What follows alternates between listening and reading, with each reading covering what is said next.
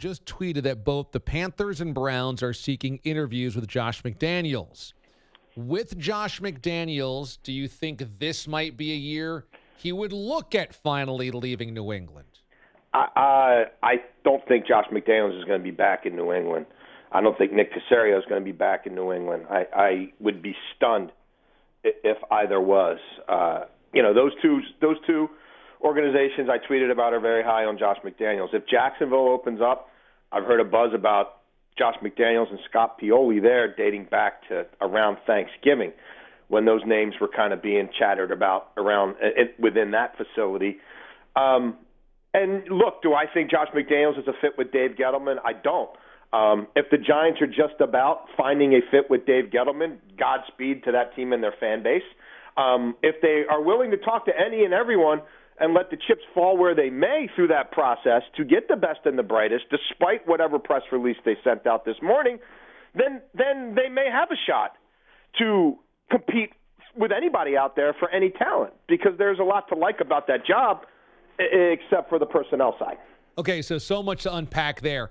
If you believe that McDaniels and Caserio are gone after the season, do you also believe that the Patriots kind of feel like this is a turning point, that Brady leaves as well, and there's going to have to be a reboot next year? No one can really get a straight answer out of Brady within that organization or outside of it. Clearly, Tom Brady has left this door ajar verbally, contractually, from a domicile standpoint, right? Home for sale. Yeah.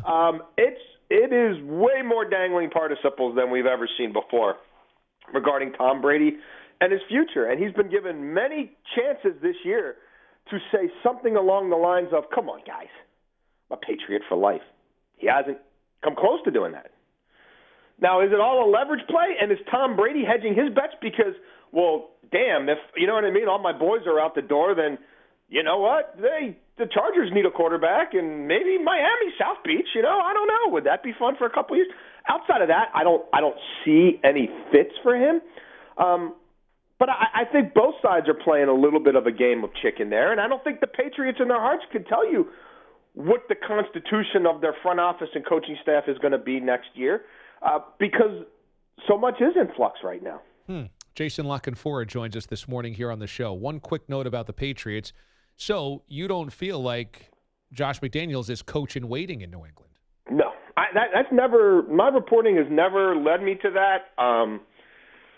They did a lot of things to keep him from going to Indianapolis, but making him the heir to the throne wasn't one of them. And frankly, I don't. If I'm Josh, I don't know that I want. You know what I mean? Like, I don't know that I want that. I don't know that.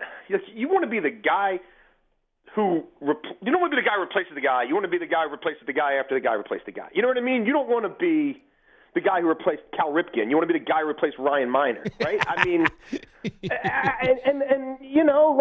if there's not a Tom Brady and if there's no talent on offense, is that a good job? I think the guy who's being set up for is Steve Belichick.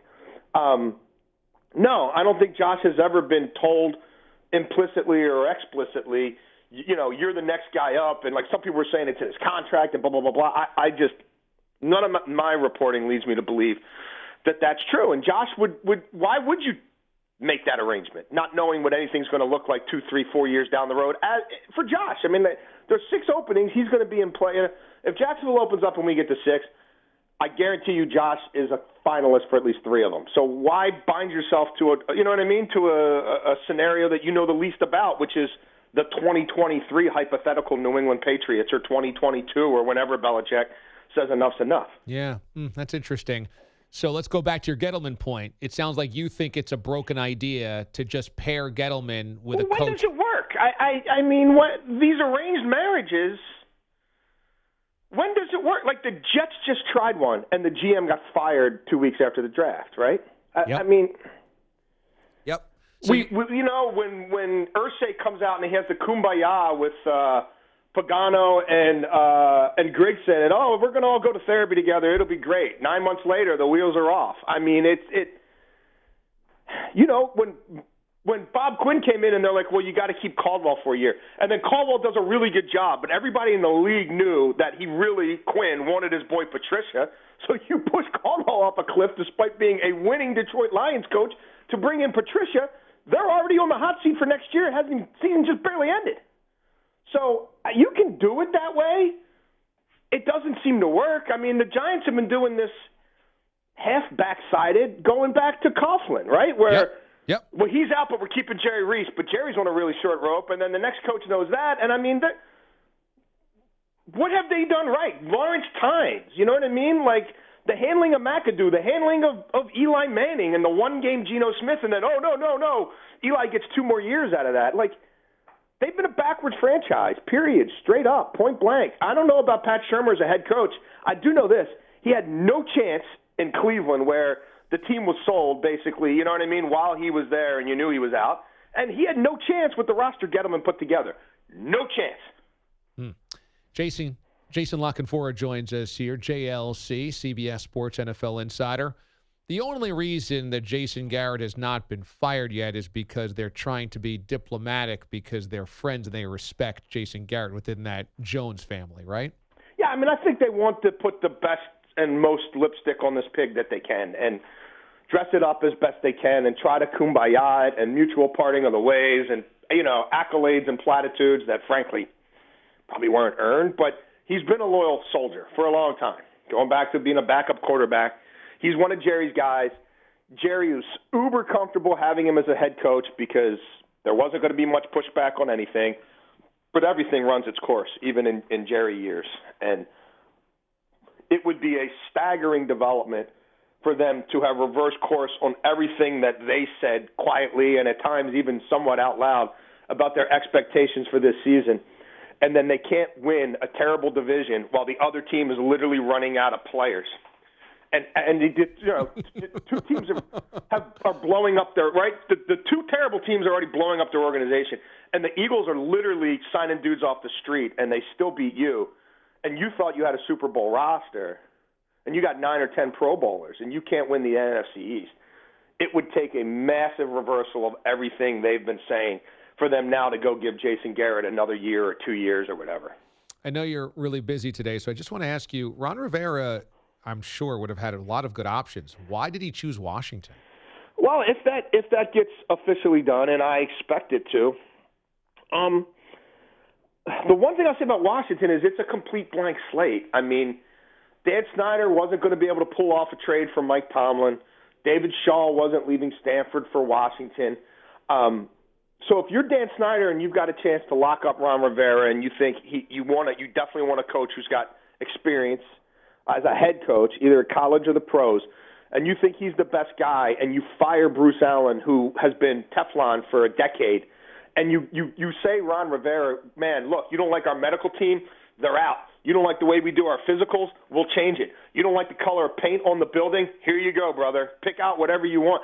That's not you're not getting that in New York. You know what I mean? Like, Jerry's wants an offensive guy. I don't think Ron Rivera was ever going to be in the Cowboys mix. I mean, he got fired in Carolina. He's not going back there. You know what I mean? Jacksonville isn't open yet. Is Jacksonville a better job than Washington? I don't know. They got the 2nd overall pick. You're going to plug Chase Young in with all those Alabama kids in the front 7 they've taken the last 3 drafts. Some of them got to be able to play. The defense the defense has to be better. So, I mean, I kind of get it. Dan can be very influential, and Dan can be an incredible salesman.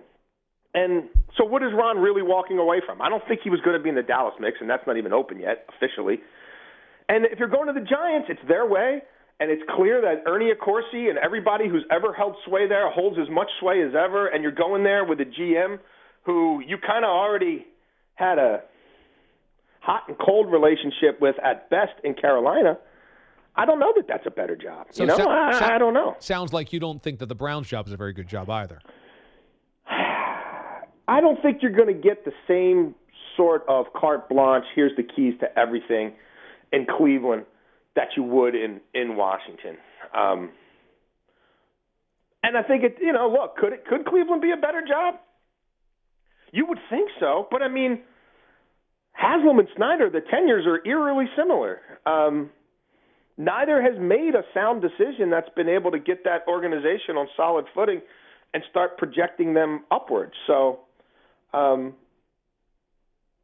line is, the Redskins have denied this to me multiple times, but I believe he's been wooing Ron Rivera for weeks, and that today is not their first interview. Based on what I've heard, again, the Redskins deny that.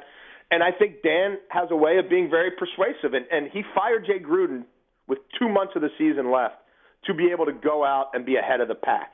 Haslam didn't make his decision until last night. I think the hay's kind of already in the barn with Ron at this point. Interesting. Jason La Canfora, the latest on everything around Black Monday, NFL coaching carousel. Follow him on Twitter at Jason La Canfora.